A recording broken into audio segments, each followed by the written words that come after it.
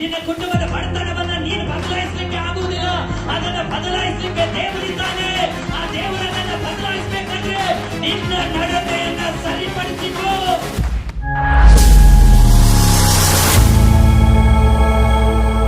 ಕರ್ತನಿಗೆ ನಿನ್ನ ಮೇಲಿರುವ ಕರೆಯುವಿಕೆ, ಕರ್ತನಿಗೆ ನಿನ್ನ ಮೇಲಿರುವಂತ ಚಿತ್ತ, ಕರ್ತನಿಗೆ ನಿನ್ನ ಕುಟುಂಬದ ಮೇಲಿರುವಂತ ಆ ವಾಗ್ದಾನದ ಆಲೋಚನೆ ಉದ್ದೇಶಗಳು ನೆರವೇರ್ಬೇಕಂತೇಳಿ ಇವತ್ತು ನಿನ್ನನ್ನ ಕ್ಷಮಿಸ್ತಾ ಬರ್ತಾ ಇದ್ದಾನೆ. ಪ್ರಿಯಲೇ ಹಲ್ಲೆಲೂಯಾ. ಆದ್ರಿಂದ ಎಚ್ಚೆತ್ತುಕೊಳ್ಳೋಣ. ಆ ಸಹೋದರಿ ಹಾಗೆ ಬಾಡುವುದನ್ನ ನಾವು ನೋಡ್ತಾ ಇದ್ದೇವೆ. ಇವತ್ತು ಅಂತವರು ಯಾರಾದ್ರೂ ಇಲ್ಲಿರುವುದಾದ್ರೆ ಕರ್ತನು ನಿಮಗೆ ಮಾತನಾಡ್ತಾ ಇದ್ದಾನೆ. ಇನ್ನು ಮುಂದೆ ಪಾಪ ಮಾಡಬೇಡ. ಪಾಪ ಮಾಡುವುದಕ್ಕಾಗಿ ಸಭೆಗೆ ಬರ್ತಾ ಇಲ್ಲ. ದೇವರಿಗೆ ಇಷ್ಟವಿಲ್ಲದನ್ನ ಮಾಡುವುದಕ್ಕಾಗಿ ಸಭೆಗೆ ಬರ್ತಾ ಇಲ್ಲ. ಕುಟುಂಬದವರನ್ನ ಯಾಮಾರಿಸುವುದಕ್ಕಾಗಿ ಸಭೆಗೆ ಬರ್ತಾ ಇಲ್ಲ. ಸೇವಕರನ್ನ ಯಾಮಾರಿಸುವುದಕ್ಕಾಗಿ ಸಭೆಗೆ ಬರ್ತಾ ಇಲ್ಲ. ನೀನು ಬರ್ತಾ ಇರುವಂತ ಉದ್ದೇಶ ನಿನ್ನನ್ನ ನೀನು ಪರೀಕ್ಷಿಸಿಕೊಂಡು ನಾನು ಇನ್ನೂ ಏನಾಗಬೇಕಾಗಿದೆ ಕರ್ತನ ಕೃಪೆಯಲ್ಲಿ. ಇವತ್ತು ಅನೇಕ ಸಾರಿ ಪಾಪ ಹೆಂಗೆಂದ್ರೆ ಕೀರ್ತನೆಯಲ್ಲಿ ಒಂದು ಕಡೆ ವಾಕ್ಯ ಹೇಳುತ್ತೆ, ಪಾಪವು ದುಷ್ಟನ ಮನಸ್ಸಿನೊಳಗೆ ನುಡಿಯುತ್ತಾ ಇರುವುದರಿಂದ ಅವನ ಕಣ್ಣೆದುರಿಗೆ ದೇವರ ಭಯವೇ ಇಲ್ಲ ಅಂದ್ರೆ. ಯಾರು ಭಯ ಇಲ್ಲಂದ್ರೆ ಇವತ್ತು ನೋಡ್ರಿ ಅನೇಕರು ದೇವರಿಗೆ ಭಯ ಬೀಳ್ತಾ ಇಲ್ಲ. ನೀನ್ ದೇವರಿಗೆ ಭಯ ಬೀಳದೆ ಹೋದ್ರೆ ನಿನ್ನ ಜೀವಿತದಲ್ಲಿ ಸಮೃದ್ಧಿಯನ್ನ ನೋಡ್ಲಿಕ್ಕಾಗೋದಿಲ್ಲ. ಇರುವಂತ ಸಮಾಧಾನ ಕಳೆದುಕೊಳ್ತಿ.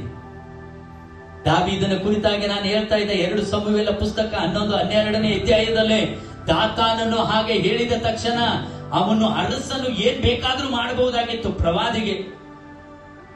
ನಿಮಗೆ ಗೊತ್ತಾ, ಆಗಿನ ಕಾಲದಲ್ಲಿ ಅನೇಕರು ಹೋಗಿ ಅರಸನಿಗೆ ಹೇಳುವಾಗ ಅರಸರು ಒಪ್ಪಿಕೊಳ್ಳದೆ ಅವರನ್ನ ಸೆರೆಮನೆಗೆ ಹಾಕಿರುವಂತದ್ದಿದೆ. ಯೆರೆಮೀಯನು ಸೆರೆಮನೆಯಲ್ಲಿದ್ದುಕೊಂಡು ಅವನು ಎಷ್ಟೋ ಪ್ರಾರ್ಥನೆಯನ್ನ ಮಾಡ್ತಾನೆ. ಯೋಹಾನನ ಸೆರೆಗೆ ಬಿದ್ದಿದ್ದೇನಕ್ಕೆ? ಆ ಕಾಲದಲ್ಲಿ ಇರುವಂತ ಹೆರೋದನು ತನ್ನ ಅಣ್ಣನ ಹೆಂಡತಿಯೊಟ್ಟಿಗೆ ಅಕ್ರಮ ಸಂಬಂಧ ಬೆಳೆಸಿದನಂತೆ. ಇವತ್ತು ನೋಡ್ತಾ ಇದ್ದೇವೆ, ಕುಟುಂಬಗಳಲ್ಲಿ ಸಂಬಂಧಕ್ಕೆ ಬೆಲೆನೇ ಇಲ್ದಂಗ ಆಗ್ಬಿಟ್ಟಿದೆ. ಕಾರಣ ಪಾಪ ಅಷ್ಟೊಂದು ಬಲವಾಗಿ ಕಾರ್ಯ ಮಾಡ್ತಾ ಇದೆ. ಪ್ರಿಯರೇ, ಅದನ್ನ ಮುರಿದು ಹಾಕ್ಲಿಕ್ಕೆ ನಿನ್ನ ಶಕ್ತಿಯಿಂದ ಆಗೋದಿಲ್ಲ. ಅದನ್ನ ಮುರಿದು ಹಾಕ್ಲಿಕ್ಕೆ ಕರ್ತನ ಶಕ್ತಿಯಿಂದ ಆಗುತ್ತೆ. ಅವತ್ತು ಹೆರೋದನಿಗೆ ಹೋಗಿ ಹೇಳ್ತಾನೆ, ಇದು ದೇವರಿಗೆ ವಿರುದ್ಧವಾಗಿರುವಂತ ದ್ರೋಹ, ಇದು ದೊಡ್ಡ ಪಾಪ, ಇದನ್ನ ಬಿಟ್ಟು ಬಿಡು, ನೀನು ಪರಿಶುದ್ಧನಾಗು ಎಂಬುದಾಗಿ ಹೇಳುವಾಗ ಅವನನ್ನ ತೆಗೆದುಕೊಂಡು ಹೋಗಿ ಸೆರೆಮನೆಯಲ್ಲಿಟ್ಟಿರ್ತಾನೆ. ಯೆರೆಮೀಯನು ಬಂದು ಅನೇಕ ಅರಸರುಗಳಿಗೆ ಹೇಳುವಾಗ ಅವನು ಹೇಳುವಂತದನ್ನ ಕೇಳದೆ ಅವನನ್ನು ತೆಗೆದುಕೊಂಡು ಹೋಗಿ ಸೆರೆಮನೆಯಲ್ಲಿಡ್ತಾರೆ. ಪೌಲನು ಕೂಡ ಅನೇಕ ಆಲೋಚನೆಗಳನ್ನು ಹೇಳುವಾಗ ಅವನನ್ನು ಕೂಡ ತೆಗೆದುಕೊಂಡು ಹೋಗಿ ಸೆರೆಮನೆಯಲ್ಲಿಡ್ತಾರೆ. ಪೌಲನು ಒಂದು ಮಾತನ್ನ ಕೇಳ್ತಾನೆ, ಏನಂದ್ರೆ ಸತ್ಯ ಹೇಳುವುದರಿಂದ ನಾನಿವತ್ತು ನಿಮಗೆ ಶತ್ರುವಾಗಿ ಕಾಣ್ತಾ ಇದ್ದೇನೆ ಎಂಬುದಾಗಲಿ. ಕಾರಣ ಸತ್ಯ ಕಠೋರವಾಗೇ ಇರ್ತೈತಿ, ಸತ್ಯ ಕಹಿಯಾಗೇ ಇರ್ತೈತಿ. ಆದ್ರೆ ಆ ಕಹಿ ನಮ್ಮ ಜೀವಿತಕ್ಕೆ ಕೆಲವೊಂದು ಆಶೀರ್ವಾದಗಳನ್ನ ತಂದು ಕೊಡುವಂತದ್ದಾಗಿದೆ. ಹಲ್ಲೆಲೂಯಾ. ನಿಮಗೆಲ್ಲರಿಗೂ ಗೊತ್ತ ಹಾಗಲಕಾಯಿ, ಹೌದಾ? ಯಾರಾದ್ರೂ ತಿಂದಿದ್ದೀರಿ? ತಿಂತೀರಿ? ದಿನ ತಿನ್ನುವಂತವ್ರು ಯಾರಿದ್ದೀರಿ?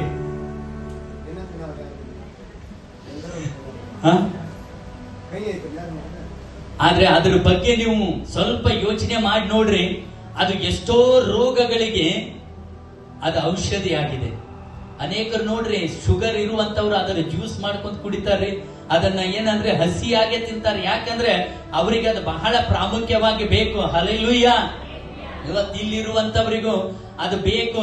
ಅದನ್ನ ತಿನ್ಲಿಕ್ಕೆ ಕಲೀರಿ. ಹಾಗೆ ಕಹಿಯ ಅನುಭವಗಳು, ಕಷ್ಟಗಳು, ಸಮಸ್ಯೆಗಳು, ಶೋಧನೆಗಳು ನಮಗೆ ಬೇಕು. ಯಾಕಂದ್ರೆ ನಮ್ಮನ್ನ ಕೆಲವೊಂದು ಸಾರಿ ಗಟ್ಟಿ ಮಾಡ್ಲಿಕ್ಕೆ. ಹಲ್ಲೆಲೂಯಾ. ಅನೇಕ ವೈದ್ಯರುಗಳು ಹೇಳ್ತಾರೆ, ಆ ಹಾಗಲಕಾಯಿ ತಿನ್ನುವುದರಿಂದ ಮನುಷ್ಯನ ಎಲುಬುಗಳು ಅವು ದಷ್ಟು ಪುಷ್ಟ ಆಗುತ್ತವೆ ಎಂಬುದಾಗಲಿ. ಹಲ್ಲೆಲೂಯಾ. ಅನೇಕ ಕಷ್ಟಗಳು ನಿನಗೆ ಬರ್ತಾ ಇರುವಂತ ಉದ್ದೇಶ ನಿನ್ನನ್ನು ಆತ್ಮೀಯವಾಗಿ ಪುಷ್ಟಿ ಮಾಡುವುದಕ್ಕಾಗಿ, ನಿನ್ನನ್ನು ಆತ್ಮೀಯವಾಗಿ ಬಲಗೊಳಿಸುವುದಕ್ಕಾಗಿ, ನಿನ್ನ ಕರ್ತನ ಕೃಪೆಯಲ್ಲಿ ದೃಢವಾಗಿ ನಿಂತುಕೊಳ್ಳುವುದಕ್ಕಾಗಿ ಅನೇಕ ಕಷ್ಟಗಳು ಬರ್ತಾ ಇದೆ, ನಷ್ಟಗಳು ಬರ್ತಾ ಇದೆ. ನಿನ್ನನ್ನು ನಾಶ ಮಾಡುವುದಕ್ಕಾಗಿ ಅಲ್ಲ. ಹಲ್ಲೆಲೂಯಾ. ಹಲ್ಲೆಲೂಯಾ. ಒಂದು ವೇಳೆ ಇಲ್ಲಿ ಯಾರಿಗಾದ್ರೂ ಇವರು ನನಗೆ ಶತ್ರುವಾಗಿದ್ದಾರೆ ಅನ್ನುವಂಥವ್ರು ಯಾರಾದ್ರೂ ಇದ್ರೆ, ನಾನ್ ನಿಮ್ಮ ಶತ್ರುವಲ್ಲ, ನಿಮ್ಮನ್ನ ಯೇಸು ಕ್ರಿಸ್ತನ ನಾಮದಲ್ಲಿ ಪ್ರೀತಿಸುವವನಾಗಿದ್ದೇನೆ. Hallelujah, hallelujah. ಅಲ್ಲಿ ಪೌಲನು ಆ ಮಾತನ್ನ ಹೇಳ್ತಾನೆ. ಆದ್ರೆ ದಾವೀದನು ಆ ಮಾತನ್ನ ಕೇಳಿದ ತಕ್ಷಣ ಮೊಣಕಾಲ್ ಹಾಕ್ತಾನೆ. ಪರಲೋಕದ ಕಡೆಗೆ ಕಣ್ಣೆತ್ತಿ ನೋಡ್ಲಿಕ್ಕಾಗದೆ ಅಳ್ತಾ ಇದ್ದಾನೆ, ಅಳ್ತಾ ಇದ್ದಾನೆ, ಅಳ್ತಾ ಇದ್ದಾನೆ, ಅಳ್ತಾ ಇದ್ದಾನೆ. ಅಪ್ಪ, ನಾನು ಎಂತ ದುರವಸ್ಥೆಯಲ್ಲಿ ಬಿದ್ದಂತ ಮನುಷ್ಯನು. ಓ ಕರ್ತನೇ, ದರಿದ್ರನಾಗಿರುವಂತವನನ್ನ, ದೀನನಾಗಿರುವಂತವನನ್ನ, ತಿಪ್ಪೆಯಲ್ಲಿರುವಂತ ನನ್ನನ್ನ ತೆಗೆದುಕೊಂಡು ಬಂದು ನೀನು ಸಿಂಹಾಸನದ ಮೇಲೆ ಕುಡಿಸಿದೆ. ಆದ್ರೆ ನಾನು ಮತ್ತೆ ನಿನಗೆ ವಿರುದ್ಧವಾಗಿ ಪಾಪ ಮಾಡಿದ್ದೇನೆ. ಕರ್ತನೇ, ನನ್ನನ್ನು ಮನ್ನಿಸು, ಯೇಸುವೇ ನನ್ನನ್ನು ಕ್ಷಮಿಸು ಎಂಬುದಾಗಲೇ ಅವನು ಪ್ರಾರ್ಥನೆ ಮಾಡುವಂತದನ್ನ ನಾವು ನೋಡ್ತಾ ಇದ್ದೇವೆ. ಪ್ರಿಯನೇ, ಪ್ರಿಯಳೇ, ನಿನ್ನನ್ನು ದೇವರ ವಾಕ್ಯ ಚುಚ್ಚುತ್ತಾ ಇರುವುದಾದ್ರೆ, ಎಚ್ಚರಿಸ್ತಾ ಇರುವುದಾದ್ರೆ, ಕೋಪ ಮಾಡಿಕೊಳ್ಬೇಡ, ಸಿಟ್ಟು ಮಾಡಿಕೊಳ್ಬೇಡ. ಏನಂದ್ರೆ ನಿನ್ನನ್ನು ನೀನು ತಗ್ಗಿಸಿಕೊಂಡವನಾಗೆ ಪಶ್ಚಾತ್ತಾಪದ ಹೃದಯದಿಂದ ಕರ್ತನ ಕಡೆಗೆ ಮನ ತಿರುಗು. ನಾನೊಬ್ಬ ಪಾಪಿ, ನಾನು ತಪ್ಪು ಮಾಡಿದ್ದೇನೆ, ದೇವರೇ ನನ್ನನ್ನ ಕ್ಷಮಿಸು ಎಂಬುದಾಗಲೇ ಕೇಳು. ಯಾಕೆಂದ್ರೆ ಕರುಣಿಸುವ ಕರ್ತನು ನನ್ನ ದೇವರಾಗಿದ್ದಾನೆ. Hallelujah, hallelujah. ಯಾವಾಗ ಒಬ್ಬ ಮನುಷ್ಯನು ಪಾಪ ಮಾಡ್ತಾನೋ ಅವನ ಸಮಾಧಾನ ಅವನ ಜೀವಿತವನ್ನ ಬಿಟ್ಟು ಹೋಗುತ್ತೆ.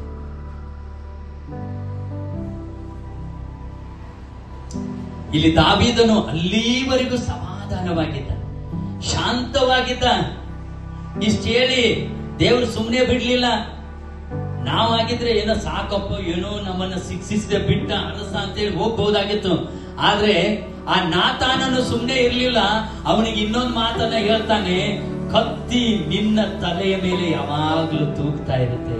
ಯಾಕಂದ್ರೆ ನೀನ್ ದೇವರ ವಿರುದ್ಧವಾಗಿ ತಪ್ಪು ಮಾಡಿದಿ, ನೀನ್ ಸರ್ವಶಕ್ತನ ವಿರುದ್ಧವಾಗಿ ಅಪರಾಧವನ್ನ ಮಾಡಿದಿ. ಆದ್ರಿಂದ ಕತ್ತಿ ನಿನ್ನ ತಲೆ ಮೇಲೆ ತೂಗ್ತಾ ಇರುತ್ತೆ. ಅನೇಕರಿಗೆ ಇವತ್ತು ಸಮಾಧಾನ ಇಲ್ಲ. ಕಾರಣ ಏನ್ ಗೊತ್ತ್ರಿ? ಪಾಪದ ಏನಂದ್ರೆ ಆ ಮನ ತಿರುಗುವಿಕೆ ಬರ್ತಾ ಇಲ್ಲ. ಇವತ್ತು ಯಾರಾದ್ರೂ ಇಲ್ಲಿ ಇರುವುದಾದ್ರೆ ದಯವಿಟ್ಟು ಯೇಸು ಕ್ರಿಸ್ತನ ನಾಮದಲ್ಲಿ ನಾನು ನಿಮ್ಮನ್ನ ಪ್ರೀತಿಯಿಂದ ಕೇಳಿಕೊಳ್ಳುತ್ತೇನೆ, ಆ ಪಾಪದ ಸ್ವಭಾವದಿಂದ ಹೊರಗಡೆ ಬನ್ನಿ. ಆ ದೇವರಿಗೆ ಇಷ್ಟವಿಲ್ಲದ ಆಲೋಚನೆಗಳಿಂದ ಹೊರಗಡೆ ಬನ್ನಿ.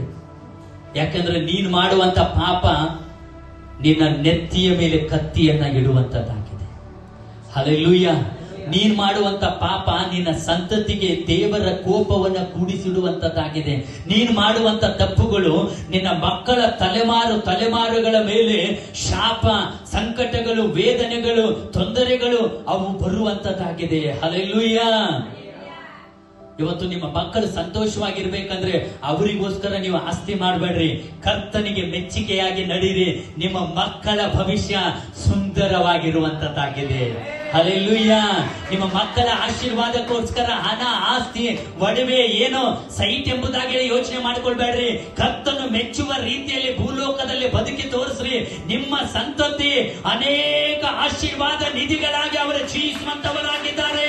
ಯಾವ ವ್ಯಕ್ತಿ ಕರ್ತನಿಗೆ ಭಯಭಕ್ತಿ ಉಳ್ಳವನಾಗ್ತಾನೋ ಅವನು ಕುಟುಂಬಗಳನ್ನ ನೋಡಿ, ಸಂತತಿಯನ್ನ ನೋಡಿ ಆಶೀರ್ವಾದ ನಿಧಿಯಾಗಿ ಜೀವಿಸುವ ಹಾಗೆ ಕರ್ತನು ಅವನನ್ನ ಬದಲಾಯಿಸ್ತಾನೆ. ನಿನ್ನ ಮಕ್ಕಳ ಭವಿಷ್ಯವನ್ನ ನೀನು ಬದಲಾಯಿಸಲಿಕ್ಕೆ ಆಗುವುದಿಲ್ಲ. ನಿನ್ನ ಕುಟುಂಬದ ಬಡತನವನ್ನ ನೀನು ಬದಲಾಯಿಸಲಿಕ್ಕೆ ಆಗುವುದಿಲ್ಲ.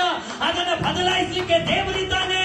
ಆ ದೇವರು ಅದನ್ನ ಬದಲಾಯಿಸಬೇಕಾದ್ರೆ ನಿನ್ನ ನಡತೆಯನ್ನ ಸರಿಪಡಿಸಿಕೋ, ನಿನ್ನ ಪಾಪದ ಕಾರ್ಯವನ್ನ ಬಿಟ್ಟು ಬಿಡು. ಇವತ್ತು ಲೋಕದಲ್ಲಿ ನಾವು ನೋಡ್ತಾ ಇದ್ದೇವೆ, ಎಷ್ಟೋ ಪಾಪಗಳನ್ನ ಮಾಡಿ, ಆ ತಪ್ಪುಗಳನ್ನ ಮಾಡಿ, ಅಪರಾಧಗಳನ್ನ ಮಾಡಿ ಇವತ್ತು ಕೂಡಿ ಇಡ್ತಾ ಇರುವಂತದನ್ನ ನಾವು ನೋಡ್ತಾ ಇದ್ದೇವೆ. ಕುಟುಂಬಗಳಲ್ಲಿ ಹೋಗಿ ನೋಡ್ರಿ, ಸಮಾಧಾನ ಇಲ್ಲ. ಕುಟುಂಬದಲ್ಲಿ ಹೋಗಿ ನೋಡ್ರಿ, ನೆಮ್ಮದಿ ಇಲ್ಲ. ಕುಟುಂಬದಲ್ಲಿ ಹೋಗಿ ನೋಡ್ರಿ, ಏನಂದ್ರೆ ಆರೋಗ್ಯ ಇಲ್ಲ.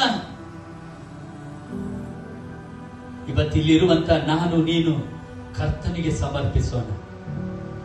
ಅವತ್ತು ಮತ್ತೆ ಆ ದಾತಾನನ್ನು ಸುಮ್ಮನೆ ಇರಲಿಲ್ಲ, ಆ ಮಾತನ್ನ ಹೇಳ್ತಾನೆ. ಆದ್ರೂ ದಾವೀದ ಏನಾಗುತ್ತೋ ಆಗಲಿ, ಕರ್ತನ ಕೈಯಲ್ಲಿ ನಾನು ಬೀಳುತ್ತೇನೆ, ಕರ್ತನು ನನ್ನನ್ನ ನಡೆಸಲಿ. ಅವನು ಮಾಡಿರುವಂತ ತಪ್ಪಿನಿಂದ ಅವನಿಗೆ ಹುಟ್ಟುತ್ತಾ ಇರುವಂತ ಮಗು ಕೂಡ ಅದು ಸತ್ತೋಯಿತು ಎಂಬುದಾಗಲೇ ನಾವು ನೋಡ್ತಾ ಇದ್ದೇವೆ. ಹಲ್ಲೆಲೂಯಾ. ಪ್ರೀತಿಯ ದೇವ ಜನರೇ, ನಮ್ಮನ್ನ ನಾವು ಎಚ್ಚೆತ್ತುಕೊಳ್ಳೋಣ. ಇವತ್ತು ಕರ್ತನ ಸನ್ನಿಧಾನದಲ್ಲಿ ನೀನ್ ಪಾಪ ಮಾಡುವುದಾದ್ರೆ ನಿನ್ನ ಮೇಲೆ ಬರುತ್ತೆ, ನಿನ್ನ ಮಕ್ಕಳನ್ನು ಆಳ್ವಿಕೆ ಮಾಡುತ್ತೆ, ನಿನ್ನ ಮೊಮ್ಮಕ್ಕಳನ್ನು ಆಳ್ವಿಕೆ ಮಾಡುತ್ತೆ. ಆದ್ರಿಂದ ದೇವರ ವಾಕ್ಯ ಹೇಳ್ತಾ ಇದೆ, ದಾವೀದನು ಪಶ್ಚಾತ್ತಾಪ ಪಟ್ಟು ದೇವರ ಸನ್ನಿಧಾನದಲ್ಲಿ ತನ್ನನ್ನು ತಾನು ಸಮರ್ಪಿಸಿಕೊಂಡು 51ನೇ ಕೀರ್ತನೆಯಲ್ಲಿ ಅವನು ಬರಿತಾನೆ, ಓ ಕರುಣಾನಿಧಿಯಾದ ದೇವರೇ, ನನ್ನ ಪಾಪಗಳನ್ನ ಕ್ಷಮಿಸು.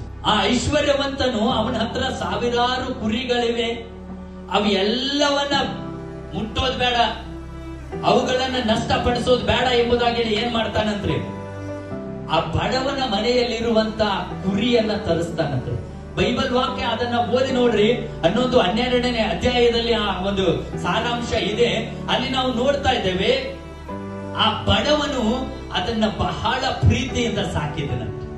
ಹೇಗ್ ಸಾಕಿದನಂದ್ರೆ ಅವನು ತಿನ್ನುವಂತ ತುತ್ತನ್ನು ಕೂಡ ಅದಕ್ಕೆ ಕೊಡ್ತಾ ಇದ್ದಂದ್ರೆ, ಅದನ್ನ ತನ್ನ ಎದೆಯ ಮೇಲೆ ಒರಗಿಸಿಕೊಳ್ತಾ ಇದ್ದಂದ್ರೆ. ಹಲ್ಲೆಲೂಯ. ತನ್ನ ಮಕ್ಕಳೊಟ್ಟಿಗೆ ಬಂದು ಎಂಬುದಾಗಲೇ ಅಷ್ಟು ಪ್ರೀತಿಯಿಂದ ಅದನ್ನ ಸಾಕಿ ಸಲುತ್ತಾ ಇದ್ದಂದ್ರೆ. ಆದ್ರೆ ಈ ಐಶ್ವರ್ಯವಂತ ಆಳುಗಳಿಗೆ ಹೇಳ್ತಾನೆ, ಅವನ ಹತ್ರ ಇರುವಂತ ಕುರಿಮರಿಯನ್ನ ತಂದು ಏನ್ ಮಾಡು, ಕೊಯ್ದು ಈ ಬಂದಿರುವಂತ ಅತಿಥಿಗಳಿಗೆ ಊಟ ಹಾಕ್ಬಿಡು ಎಂಬುದಾಗಿ ಹೇಳ್ತಾನಂತೆ. ಹಲ್ಲೆಲೂಯ. ಇಷ್ಟೇ ರೀ ಹೇಳಿರೋದು. ಅದು ಇನ್ನೂ ಏನ್ ಮಾಡಿದ್ರು ಅಂತೇಳಿ ಅದರಲ್ಲಿ ಸ್ಪಷ್ಟವಾಗಿಲ್ಲ. ಇಷ್ಟೇ ಹೇಳಿದ ತಕ್ಷಣ ದಾವೀದನ ಮುಖ ಕೆಂಪಗಾಗತ್ತೆ, ರೌದ್ರಾವೇಶ ಬರುತ್ತೆ, ಕೋಪ ಬರುತ್ತೆ, ದ್ವೇಷ ಬರುತ್ತೆ. ಯಾರವನು ನನ್ನ ರಾಜ್ಯದಲ್ಲೇ, ಈಗಲೇ ಅವನನ್ನ ಹಿಡಿತೆಗೆದುಕೊಂಡು ಬಂದ್ರೆ ಅವನು ಮರಣ ದಂಡನೆಗೆ ಪಾತ್ರನಾಗುವಂತವನಾಗಿದ್ದಾನೆ. ಎಲ್ಲಿದ್ದಾನೆ ಅವನು, ಯಾರು ಅವನು ಎಂಬುದಾಗಲಿ ನಾತಾನನನ್ನ ಕೇಳುವಾಗ ಆ ನಾತಾನನು ಹೇಳ್ತಾನೆ, ಆ ದುಷ್ಟ ಐಶ್ವರ್ಯವಂತ ಬೇರೆ ಯಾರು ಅಲ್ಲ, ನೀನೇ ಆಗಿದ್ದಿ ಎಂಬುದಾಗಲಿ. Hallelujah, hallelujah. ಇಲ್ಲಿರುವಂತವರು ನಾವು ಕೂಡ ಅನೇಕ ಸಾರಿ ಹಾಗೆ ಮಾಡುವಂತವರಾಗಿದ್ದೇವೆ. ನಮ್ಮ ಹತ್ರ ಇರುವಂತದನ್ನ ನಾವು ಉಪಯೋಗಿಸದೆ, ನಮ್ಮ ಹತ್ರ ಇರುವಂತದ್ರಲ್ಲಿ ನಾವು ತೃಪ್ತಿಯಾಗಿರದೆ, ನಮ್ಮ ಹತ್ರ ಇರುವಂತದನ್ನ ನಾವು ಏನಂದ್ರೆ ಅದನ್ನ ಉಪಯೋಗ ಮಾಡಿಕೊಳ್ಳದೆ, ಅದರಲ್ಲಿ ನಾವು ಸಮೃದ್ಧವಾಗಿ ಬೆಳೆಯದೆ, ಬೇಡವಾದದ್ರಲ್ಲೇ ನಾವು ತಲೆ ಹಾಕಿ ನಮ್ಮ ಪರಿಶುದ್ಧತೆಯನ್ನ, ನಮ್ಮ ಪ್ರಾರ್ಥನೆ ಜೀವಿತವನ್ನ, ನಮ್ಮ ಭಕ್ತಿಯ ಜೀವಿತವನ್ನ, ನಮ್ಮ ವೈರಾಗ್ಯದ ಜೀವಿತವನ್ನ, ದೇವರು ನನ್ನ ಮೇಲೆ ಇಟ್ಟಿರುವಂತ ಕೆಲವೊಂದು ನಿರೀಕ್ಷೆಗಳನ್ನ ನಾವು ಕಳೆದುಕೊಳ್ಳುವಂತವರಾಗಿದ್ದೇವೆ. Hallelujah, hallelujah. ಹೇಗನ್ಸಿರಬಹುದ್ರಿ ದಾವೀದನಿಗೆ? ಒಂದು ವೇಳೆ ನಾನು ನೀನು ಇದ್ದಿರುವುದಾದ್ರೆ ಏನೆಲ್ಲ ಮಾಡಬಹುದಾಗಿತ್ತು. ಅನೇಕರನ್ನು ನೋಡ್ರಿ, ನೀವು ಹಿಂಗ್ ಮಾಡಿದಿರಿ ಬ್ರದರ್, ಗೊತ್ತಾಗೈತ್ರಿ, ಸಿಸ್ಟರ್ ಗೊತ್ತಾಗೈತ್ರಿ ಅಂತ. ಯಾರು ಹೇಳ್ರಿ ಅವರು? ಎಲ್ಲದಾನವ್ರು? ಈಗ ಅವ್ರು ತೋರಿಸ್ರಿ ನನಗೆ. ನಡ್ರಿ ನೀವು ಅವ್ರ ಮನೆಗೆ ಹೋಗೋಣ, ನಡ್ರಿ ನೀವು ಅವ್ರ ಕುಟುಂಬಕ್ಕೆ ಹೋಗೋಣ. ಜಗಳನೇ ಸ್ಟಾರ್ಟ್. ನಮ್ದು ಏನು ಇಲ್ಲ ರೀ, ಆದ್ರೂ ಅಷ್ಟೊಂದು ಒಳಗಿರುವಂತ ಆ ಹೆಮ್ಮೆ ಅನ್ನುವಂಥದ್ದು ಬಿಟ್ಟು ಕೊಡ್ಲಿಕ್ಕೆ ಮನಸ್ಸಿಲ್ಲ, ಪಾಪನ ಬಿಟ್ಟು ಕೊಡ್ಲಿಕ್ಕೆ ಮನಸ್ಸಿಲ್ಲ. ಅದಕ್ಕೆ ನೋಡ್ರಿ ನೀವು ಬಂದು ಬಿಡ್ತಾರೆ, ಅದು ಎಕ್ಸೈಟ್ಮೆಂಟ್ ಆಗಿ. ಅವ್ರು ಹೇಳಿದ್ರು, ಎಲ್ಲಿ ನಡ್ರಿ ಹೋಗೋಣ, ಮಾಡೋಣ, ಇದನ್ನ ಮಾಡಕ್ ಬರ್ತಾರಣ, ಅನ್ನ ಮಾಡಕ್ ಬರ್ತಾರಣ ಅಂತವ್ರು ಕೆಲವೊಬ್ರು ಇರ್ತಾರೆ. ಆದ್ರೆ ದೇವರಾತ್ಮನು ನಿನ್ನನ್ನ ಎಚ್ಚರಿಸುವಾಗ, ಹಲ್ಲೆಲೂಯ, ಯಾರು ಎಚ್ಚರಿಸುವಾಗ ಅಂದ್ರೆ ದೇವರಾತ್ಮನು ಎಚ್ಚರಿಸುವಾಗ, ಪಾಸ್ಟ್ರಿ ಎಚ್ಚರಿಸುವಾಗಲ್ಲ, ಬೇರೆ ಯಾರೋ ಬಂದು ಎಚ್ಚರಿಕೆ ಕೊಡುವಾಗಲ್ಲ, ನಿನ್ನ ಪಾಪದ ಕುರಿತಾಗಿ ಪವಿತ್ರಾತ್ಮನು ನಿನ್ನನ್ನು ಎಚ್ಚರಿಕೆ ಕೊಡುವಾಗ ನೀನು ಅದಕ್ಕೆ ಕಿವಿಗೊಡ್ಬೇಕು. ಕಿವಿಗೊಟ್ಟು ನೀನು ಪಶ್ಚಾತ್ತಾಪ ಪಡಬೇಕು. ನೋಡ್ರಿ, ಅನೇಕರಲ್ಲಿ ಪಶ್ಚಾತ್ತಾಪ ಇಲ್ಲ. ದೇವರು ಶಿಕ್ಷಿಸದೆ ಬಿಡ್ತಾ ಇದ್ದಾರೆ.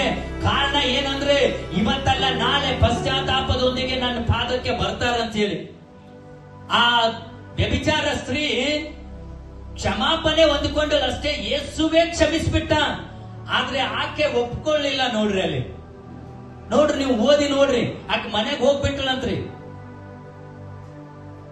ಇವತ್ತು ಅನೇಕರಿಗೆ ಕ್ಷಮಾಪಣೆ ಬೇಕಾಗಿದೆ, ಆದ್ರೆ ಪಶ್ಚಾತ್ತಾಪದ ಜೀವಿತ ಬೇಡವಾಗಿದೆ. ದೇವರೇ, ನಾನು ಪಾಪ ಮಾಡಿದೆ, ನನ್ನನ್ನ ಕ್ಷಮಿಸು, ನನ್ನನ್ನ ಕರುಣಿಸು, ಇನ್ ಮುಂದೆ ನಾನು ಅದನ್ನ ಮಾಡೋದಿಲ್ಲ ಎಂಬುದಾಗಿ ಎಂಬುದಾಗಲೇ ನಾನಾಗ ಹೇಳ್ಬೇಕು ದೇವರಿಗೆ.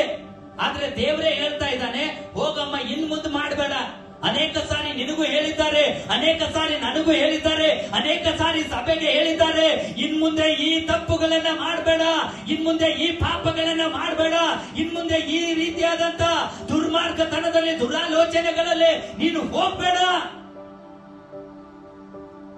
ಅಂತ ಹೇಳಿದಾಗ ನಮ್ಮನ್ನ ನಾವು ಒಪ್ಪಿಸಿಕೊಟ್ಟು ನಾವು ಪ್ರಾರ್ಥಿಸಬೇಕು.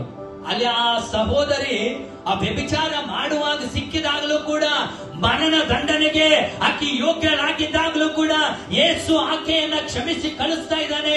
ಕಾರಣ, ಒಬ್ಬರು ನಾಶವಾಗುವುದರಲ್ಲಿ ದೇವರಿಗೆ ಸಂತೋಷ ಇಲ್ಲ. ಎಲ್ಲರೂ ಮನ ತಿರುಗಬೇಕು, ಎಲ್ಲರೂ ಪಶ್ಚಾತ್ತಾಪ ಪಡಬೇಕು. ದೇವರೇ, ನಾನು ಪಾಪ ಮಾಡಿದೆ, ದೇವರೇ ನಾನು ಅವರಿಗೆ ವಿರುದ್ಧವಾಗಿ ಮಾತನಾಡಿದೆ, ದೇವರೇ ನಾನು ಇವರಿಗೆ ವಿರುದ್ಧವಾದ ಆಲೋಚನೆಗಳನ್ನ ಮಾಡಿದೆ, ನಿನಗಿಷ್ಟವಿಲ್ಲದ ಯೋಚನೆಗಳನ್ನ ಮಾಡಿ ನಿನ್ನನ್ನು ದುಃಖ ಪಡಿಸಿದ್ದೇನೆ, ಸ್ವಾಮಿ ನನ್ನನ್ನ ಕ್ಷಮಿಸು ಎಂಬುದಾಗಲಿ ಪಶ್ಚಾತ್ತಾಪದ ಹೃದಯದಿಂದ ಕರ್ತನ ಕಡೆಗೆ ನಾವು ಬರಬೇಕು. ಯಾಕೆಂದ್ರೆ ನೀನು ಬದುಕಿ ಉಳಿದಿರುವುದೇ ಆ ದೇವರ ಕರುಣೆಯಿಂದ. ಆ ಕರುಣೆಯನ್ನ ಮರೆತು ಹೋಗ್ಬೇಡ, ಆ ಕರುಣೆಯಿಂದ ದೂರ ಹೋಗ್ಬೇಡ. ಯಾಕೆಂದ್ರೆ ನೀನು ದೇವರಿಂದ ದೂರ ಹೋಗುವಾಗ ದೆವ್ವ ನಿನ್ನನ್ನ ಆಳ್ವಿಕೆ ಮಾಡುವಂತದ್ದಾಗಿದೆ. ಅದಕ್ಕೆ ಒಬ್ಬ ಭಕ್ತನು ಒಂದು ಹಾಡಿನಲ್ಲಿ ಹೀಗೆ ಹಾಡನ್ನ ಹಾಡುವಂತದನ್ನ ನಾವು ನೋಡ್ತಾ ಇದ್ದೇವೆ. ಅನೇಕ ಸಾರಿ ನಾವು ಹಾಡಿದ್ದೇವೆ, ಅನೇಕ ಸಾರಿ ಆ ಹಾಡನ್ನ ನಾವು ಕೇಳಿದ್ದೇವೆ. ಆತನು ಹೀಗೆ ಹೇಳ್ತಾನೆ ಇದ್ದಾನೆ, ಏನಂದ್ರೆ,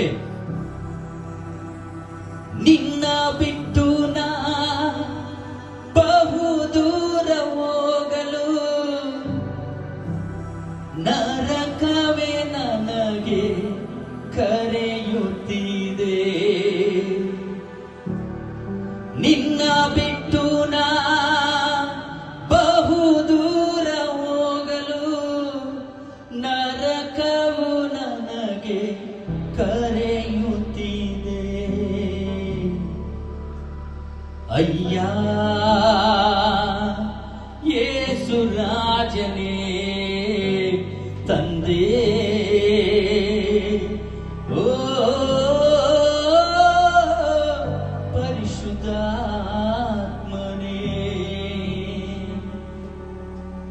ಇವತ್ತು ನೀನು ದೇವರನ್ನ ಬಿಟ್ಟು ದೂರ ಹೋಗುವುದಾದ್ರೆ ನರಕ ನಿನ್ನನ್ನ ಕರೀತಾ ಇದೆ, ಸೈತಾನನ ದೂತರು ನಿನ್ನನ್ನ ಕರೀತಾ ಇದ್ದಾರೆ, ಪಾಪದ ಆಲೋಚನೆಗಳ ನಿನ್ನನ್ನ ಆಳ್ವಿಕೆ ಮಾಡುತ್ತೆ. ಅದಕ್ಕೆ ಭಕ್ತನು ಹೇಳ್ತಾನೆ, ದೇವರೇ ಅಪ್ಪ ನೀನ್ ಬಿಟ್ಟು ನಾನು ದೂರ ಹೋಗದ ಹಾಗೆ ಪವಿತ್ರಾತ್ಮನೇ ನನ್ನನ್ನ ಸತ್ಯದ ಮಾರ್ಗದಲ್ಲಿ ನಡೆಸು ಎಂಬುದಾಗಲೇ ಕೇಳುವಂತದನ್ನ ನಾವು ನೋಡ್ತಾ ಇದ್ದೇವೆ. ಪ್ರಿಯರೇ, ದೂರ ಹೋಗದೆ ಇರುವುದಕ್ಕೆ ನಾನು ನೀನು ಇವತ್ತು ಏನ್ ಮಾಡ್ಬೇಕಾಗಿದೆ ಅಂದ್ರೆ, ಇಷ್ಟು ದಿನ ಹೇಗಿದ್ದೀವೋ ಗೊತ್ತಿಲ್ಲ, ಆದ್ರೆ ನೀನು ಪಾಪ ಮಾಡಿದ ಪಾಪದ ಅರಿವು ನಿನಗೆ ಬರುವಾಗ ನೀನು ಪಶ್ಚಾತ್ತಾಪದೊಂದಿಗೆ ಮನ ಒಡೆದವನಾಗಿ, ಹೃದಯ ಮುರಿದವನಾಗಿ, ಕಣ್ಣೀರಿನಿಂದ ಕರ್ತನೆ ನನ್ನ ಪಾಪಗಳಿಗೋಸ್ಕರ ನೀನು ಶಿಲುಬೆಯ ಮೇಲೆ ಚಚ್ಚಲ್ಪಟ್ಟಿದ್ದಿ, ನಾನು ಬದುಕುವುದಕ್ಕೋಸ್ಕರ ನೀನು ಶಿಲುಬೆಯ ಮೇಲೆ ನಿನ್ನ ಪ್ರಾಣವನ್ನ ಕೊಟ್ಟಿದ್ದಿ, ಕರ್ತನೆ ನಾನು ಈ ಜೀವಿತವನ್ನ ಜೀವಿಸುವುದಕ್ಕೋಸ್ಕರ ನಿನ್ನನ್ನೇ ನೀನು ಮುರಿದುಕೊಂಡಿದ್ದಿ ಸ್ವಾಮಿ. ಕರ್ತನೆ, ನಾನು ಮಾಡಿರುವಂತ ಪಾಪವನ್ನ ಕ್ಷಮಿಸಿ ಬಿಡು, ನಾನು ಮಾಡಿರುವಂತ ಅಪರಾಧಗಳನ್ನ ಮನ್ನಿಸಿ ಬಿಡು. ಇನ್ನು ಮುಂದೆ ಈ ಪಾಪವು ನನ್ನನ್ನು ಆಳ್ವಿಕೆ ಮಾಡದಂತೆ ಕರ್ತನ ಕೃಪೆ ನನ್ನನ್ನು ನಡೆಸಲೆಂಬುದಾಗಲೇ ಮನ ಮುರಿದವರಾಗಿ, ಹೃದಯ ಒಡೆದವರಾಗಿ ಬರುವುದಾದ್ರೆ ಕರ್ತನು ಅಂತವರನ್ನ ತಳ್ಳಿ ಬಿಟ್ಟಿಲ್ಲ, ಬಿಡುವುದೂ ಇಲ್ಲ. ಇವತ್ತ ಆ ಸ್ತ್ರೀಗೆ ಹೇಳಿದ ಹಾಗೆ ನಿನಗೂ ಕೂಡ ಎಷ್ಟೋ ಸಾರಿ ಹೇಳಿದ್ದಾನೆ, ಮಗಳೇ ಇನ್ ಮುಂದೆ ಪಾಪ ಮಾಡಬೇಡ, ಹೋಗು. ಎಷ್ಟು ಜನ ಮತ್ತೆ ಅದನ್ನ ದುರುಪಯೋಗ ಪಡಿಸ್ಕೊಳ್ತಾ ಇದ್ದೀವಿ, ಎಷ್ಟು ಜನ ಅದನ್ನ ಮತ್ತೆ ನಾವು ದೇವರಿಗೆ ಇಷ್ಟವಿಲ್ಲದ ಕಾರ್ಯಗಳಲ್ಲಿ ನಮ್ಮ ಜೀವಿತವನ್ನ ನಾವು ತೊಡಗಿಸಿಕೊಳ್ತಾ ಇದ್ದೀವಿ. ಪ್ರಿಯರೇ, ನೀನು ಬಂದಿರುವುದು, ನೀನು ಕುಳಿತುಕೊಳ್ತಾ ಇರುವುದು ಆ ಪಾಪದ ಕಾರ್ಯಗಳ ಮಧ್ಯದಲ್ಲಿ ಹೋಗುವುದಕ್ಕಾಗಲ್ಲ, ಪರಿಶುದ್ಧನಾಗಿ ಕರ್ತನ ನಾಮವನ್ನ ಮಹಿಮೆ ಪಡಿಸುವುದಕ್ಕಾಗಿ ಇಲ್ಲಿ ನಾನು ನೀನು ಬಂದಿದ್ದೇವೆ. Amen, hallelujah, hallelujah. ಅಲ್ಲಿ ನಾವು ನೋಡ್ತಾ ಇದ್ದೇವೆ, ಕಲ್ಲು ಎಸೀಲಿಕ್ಕೆ ಬಂದಿರುವಂತವರು ಎಸೆಯದೆ ಹೋದ್ರು. ಕಾರಣ, ಅವರು ಒಳಗಡೆ ವಾಕ್ಯ ಚುಚ್ಚುತ್ತಾ ಇದೆ, ನಾನು ಪಾಪ ಮಾಡಿದ್ದೇನಲ್ವಾ, ನನ್ನ ಮನೆಯವರಿಗೆ ಗೊತ್ತಿಲ್ಲದೆ ಇರ್ಬೋದು, ನನ್ನ ಕುಟುಂಬದವರಿಗೆ ಗೊತ್ತಿಲ್ಲದೆ ಇರ್ಬೋದು, ನನ್ನ ಸಭೆಗೆ ಗೊತ್ತಿಲ್ಲದೆ ಇರ್ಬೋದು, ನನ್ನ ತಂದೆ ತಾಯಿಗೆ ಗೊತ್ತಿಲ್ಲದೆ ಇರ್ಬೋದು, ನನ್ನ ಅಣ್ಣ ತಮ್ಮಂದರಿಗೆ ಗೊತ್ತಿಲ್ಲದೆ ಇರ್ಬೋದು. ನಾನು ಕೂಡ ಪಾಪ ಮಾಡಿದವನಾಗಿದ್ದೇನೆ, ನಾನು ಕೂಡ ಪಾಪ ಮಾಡಿದವಳಾಗಿದ್ದೇನೆಂದ್ರೆ ಮನಸ್ಸಾಕ್ಷಿ ಚುಚ್ಚಿದವರಾಗಿ ಹೊರಟು ಹೋಗ್ತಾ ಇದ್ದಾರೆ. ಅದನ್ನ ದುರುಪಯೋಗ ಪಡಿಸಿಕೊಳ್ಬೇಡ. ಹಲ್ಲೆಲೂಯಾ. ದೇವರು ಕೂಡ ನಿನ್ನನ್ನು ಕ್ಷಮಿಸಿ ಬಿಡ್ತಾ ಇದ್ದಾರೆ. ಅದನ್ನ ದುರುಪಯೋಗ ಪಡಿಸಿಕೊಳ್ಬೇಡ. ಹಲ್ಲೆಲೂಯಾ. ಅದನ್ನ ಆಲಸ್ಯವಾಗಿ ತೆಗೆದುಕೊಳ್ಬೇಡ. ಹಲ್ಲೆಲೂಯಾ. ಕಾರಣ ನಿನ್ನನ್ನು ಶಿಕ್ಷಿಸದೆ ಬಿಡ್ತಾ ಇರೋದು ಕರ್ತನಿಗೆ ನಿನ್ನ ಮೇಲಿರುವ ಪ್ರೀತಿ.